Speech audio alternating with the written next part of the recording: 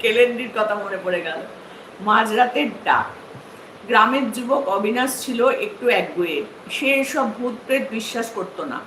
এক বর্ষার রাতে বন্ধুদের সাথে বাজি ধরে সে ঠিক করলো রাত 12টার পর ওই কেলেন্ডির দহের পাড় দিয়ে সে একা হেঁটে আসবে।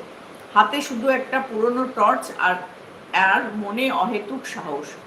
রাত যখন গভীর হলো, ঝিঝি পোকার ডাক ছাপিয়ে এক অদ্ভুত শব্দ শুনতে পেল অবিনাশ। মনে হচ্ছে কেউ যেন জলের ওপর ভারী কিছু আছড়াচ্ছে, ছলাৎ ছলাৎ। সে টর্চের আলোটা জলের উপর ফেললো, কিন্তু যা দেখলো তাতে তার গায়ের রক্ত হিম হয়ে গেল। এটা কিন্তু হাড়হীন গল্প।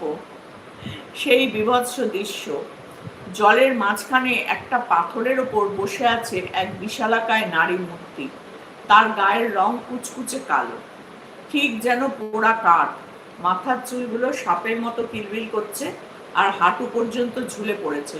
কিন্তু সব থেকে ভয়ানক ছিল তার চোখ দুটো, দুটো জ্বলন্ত কয়লার মতো লাল। সেটা ছিল কেলেন্ডি রাক্ষসী। এই কেলেন্ডি নামটা যে আমার কি ভালো লেগেছে আমি কি বলবো। অবিনাশ ভয় পেয়ে পিছোতে যাবে, অমনি কেলেন্ডি তার দিকে মুখ ফেরালো। তার মুখটা স্বাভাবিক মানুষের মতো নয়, শুভ্র আর চওড়া। সে এক বিকট চিৎকার করে উঠল, আর সাথে সাথে দহের জল টালমাটাল হয়ে উঠল। কেলেন্ডি তার দীর্ঘ কালো হাতটা জলের ওপর দিয়ে বাড়িয়ে দিল। অবিনাশ দেখল সেই হাতটা যেন রাবারের মতো লম্বা হয়ে তার দিকে এগিয়ে আসছে। সে প্রাণপণে দৌড়াতে শুরু করলো, কিন্তু তার পা যেন মাটিতে আটকে গেছে। পেছন থেকে এক ফিসফিসে কণ্ঠস্বর ভেসে এলো, যাস না রে মানুষ, অনেকদিন রক্ত জিভে ঠেকায়নি, তোর গায়ের গন্ধে দহের জল আজ মিষ্টি হয়ে গেছে।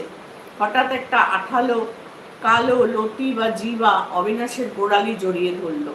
সে আত্মচিৎকার করে মাটিতে আছাড় খেল। টর্চটা ছিটকে গিয়ে পড়ল ঝোপের আড়ালে।